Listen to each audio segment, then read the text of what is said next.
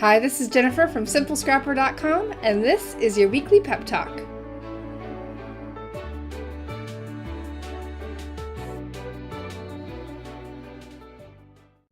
So I want to start with a little story this week.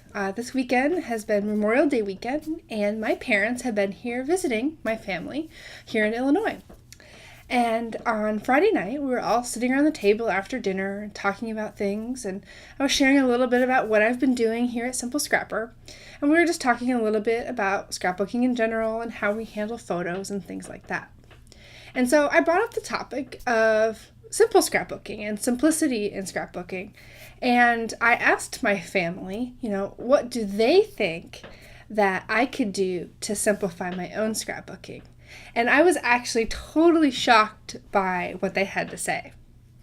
I thought maybe they would say that I should spend a little more time with my family and less time scrapbooking, or I thought they would say I should take fewer pictures, or I thought they would say that I should just simplify the styles of scrapbooking I do and make it totally more minimal and not use as much product.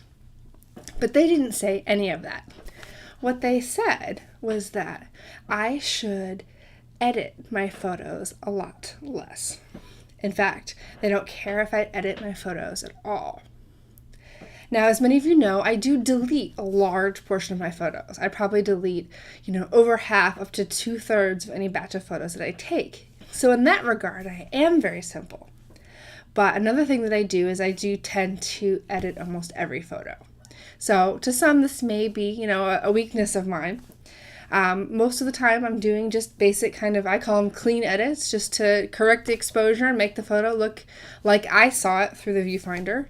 Or on my camera, on my cell phone camera, I'll often use some sort of vintage filter just to give it a cleaner look and less dirty or muddy, because sometimes, low light pictures on your phone may not look so great. It may look a little grainy. So I do edit almost every one of my photos. And that was what my family said, that the number one thing that I could do to simplify my scrapbooking, and that I could save so much time by not editing as many photos.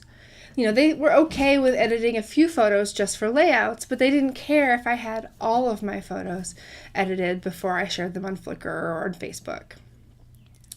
And so this week, my challenge for you is to go out there and ask your family members what they think you could do to simplify your scrapbooking. Because what I think is that they will say something that you probably wouldn't have thought of yourself.